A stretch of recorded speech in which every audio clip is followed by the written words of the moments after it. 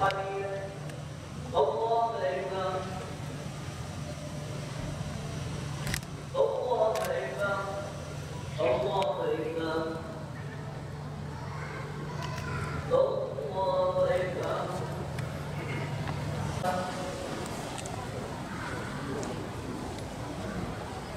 لله رب العالمين الرحمن الرحيم مالك يوم الدين اياك نعبد واياك نستعين اهدنا الصراط المستقيم صراط الذين انعمت عليهم غير المغضوب عليهم ولا الضالين الذين يذكرون الله قياما وقعودا وعلى جنوبهم ويتفكرون في خلق السماوات والارض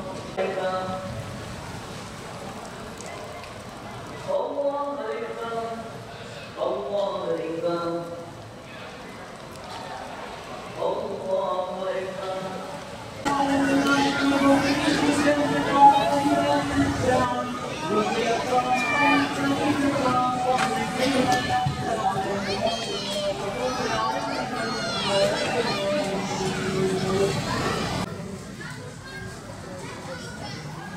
السلام عليكم ورحمة الله. السلام عليكم ورحمة الله. سبحان الله والحمد لله ولا إله إلا الله والله أكبر ولا حول ولا قوة إلا بالله. سمع الله لمن حمده. الله أكبر. السلام عليكم ورحمة الله. السلام عليكم ورحمة الله. الله أكبر. سمع الله لمن حمده. الله أكبر. الله أكبر. الله أكبر. سمع الله لمن حمده. الله أكبر. الله أكبر. الله أكبر. الله أكبر. سمع الله لمن حمده. الله أكبر.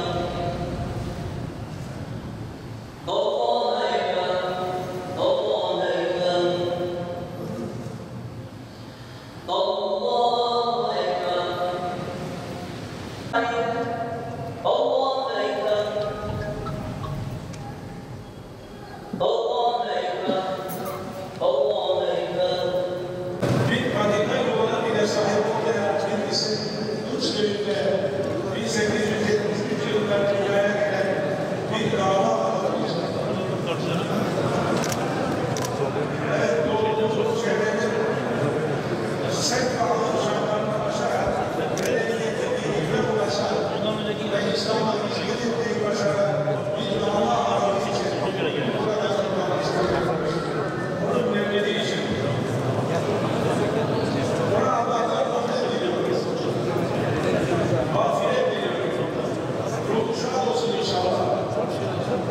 İnşallah Resul-i Ekrem Aleyhisselatü Vesselam'ın ve ashabının yanındadır.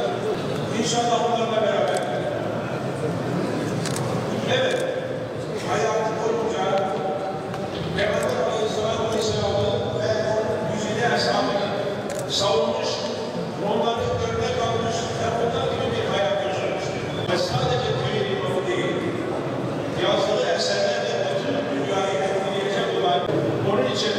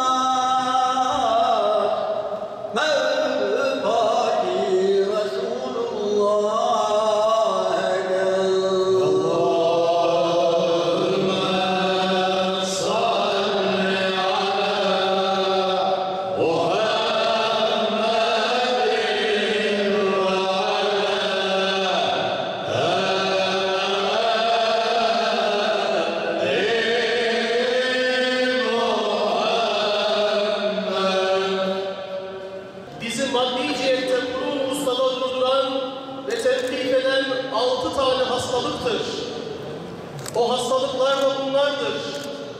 Birincisi, yesin, ümitsizliğin içimizde hayat bulup dirilmesi. İkincisi, sıdkın hayat içtimai siyasiyeden ölmesi. Üçüncüsü, adalete muhabbet. Dördüncüsü, ehli imanı birbirine bağlayan nurani rabıtaları bilmemek. Beşincisi, çeşit çeşit salih hastalıklar gibi intişar eden istibdat. Altıncısı, menfaat-ı şahsiyesine himmeti hasretmek.